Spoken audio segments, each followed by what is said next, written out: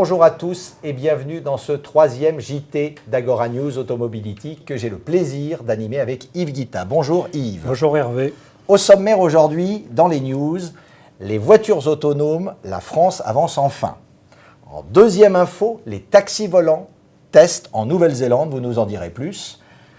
Ensuite, troisième point du JT, du camion au vélo à hydrogène en passant par Versailles Grand Parc, tout un tour, vous nous raconterez. Quatrième sujet, les constructeurs et les nouvelles normes d'homologation et de pollution et surtout les délais.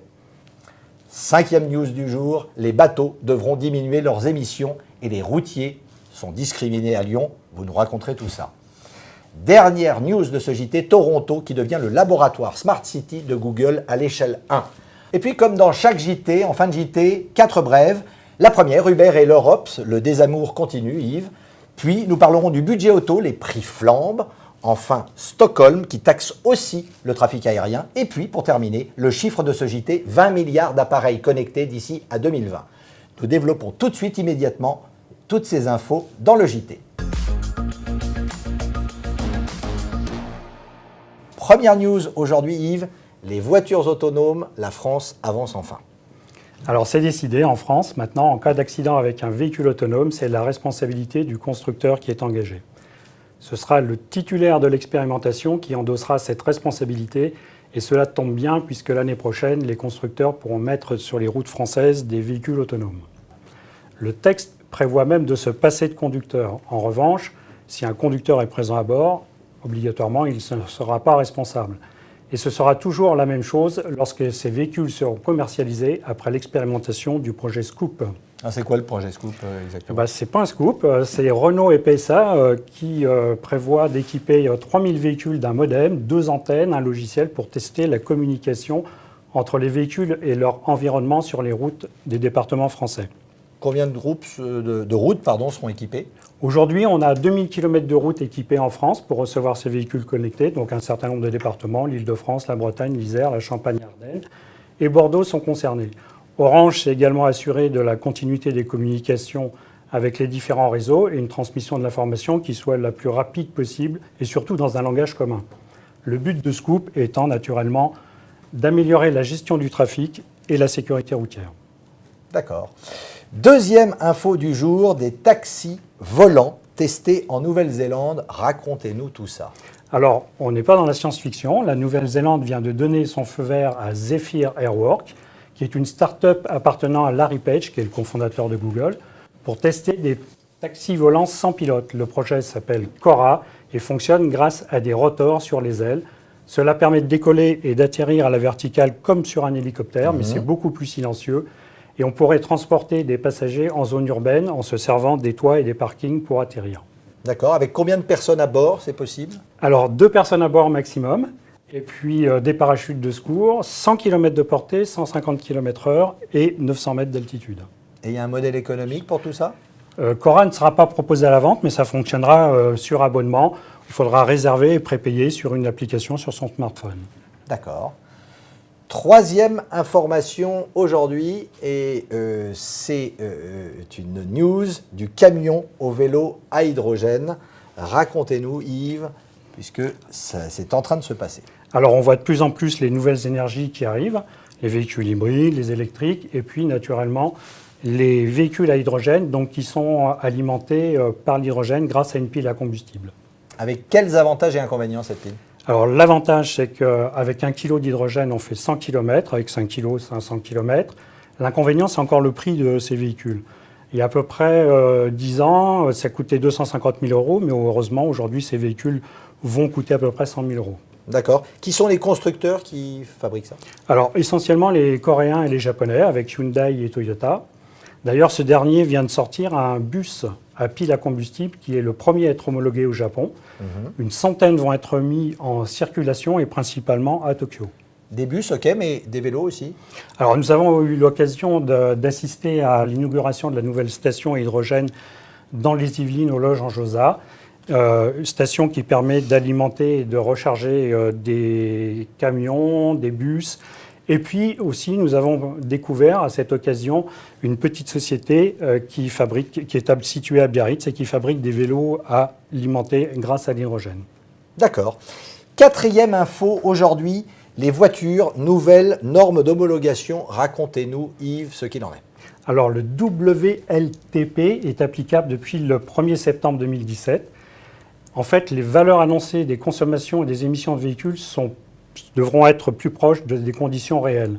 Seul bémol, il y aura une période transitoire pour les constructeurs où on aura encore les anciennes mesures et les nouvelles. D'accord. Le cycle WLTP, d'ailleurs, c'est quoi? Alors, les émissions de CO2, elles, sont mesurées en laboratoire, hein, sur des rouleaux, tandis que les gaz polluants, les particules fines, les oxydes d'azote, elles, seront mesurées en conditions réelles. Est-ce qu'il y aura une phase transitoire? Alors oui, les constructeurs sont très importants, ce sont des lobbies puissants en France, donc il y aura une phase transitoire et normalement tout sera réglé pas avant 2023.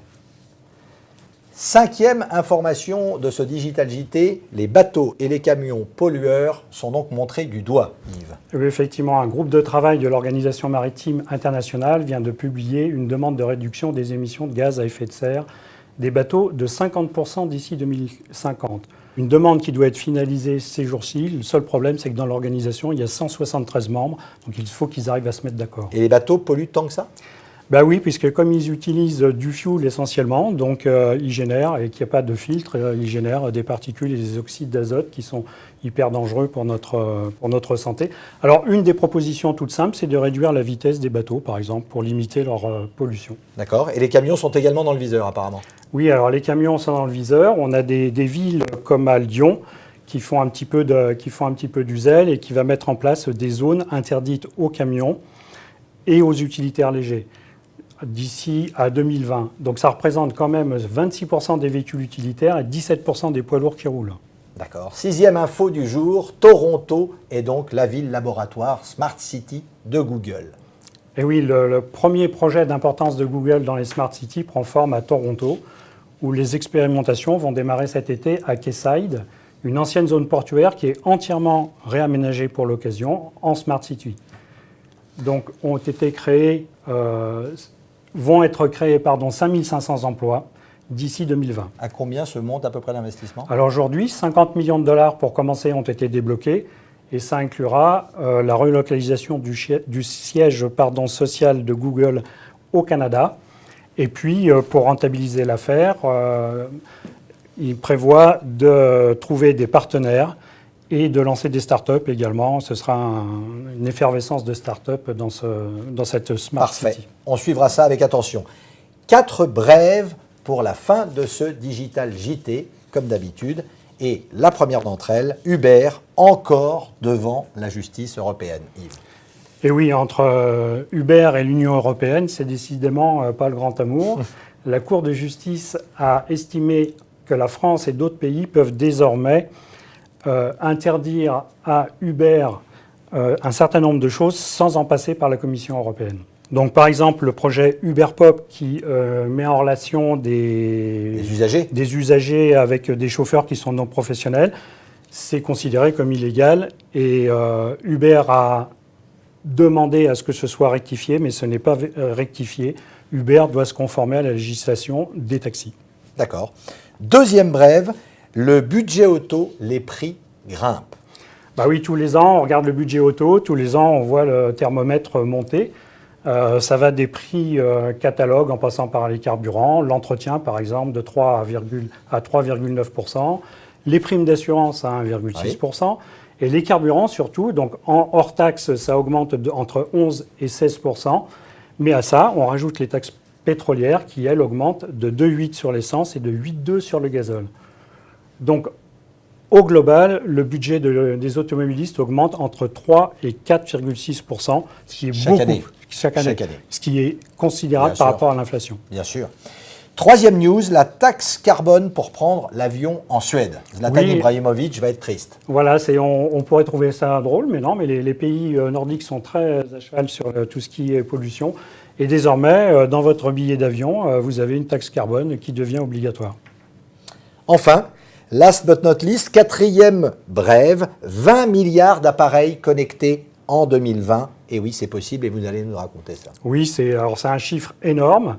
Mais derrière, ça implique tout un tas de conséquences. Notamment, il va falloir concentrer toutes ces données, les gérer.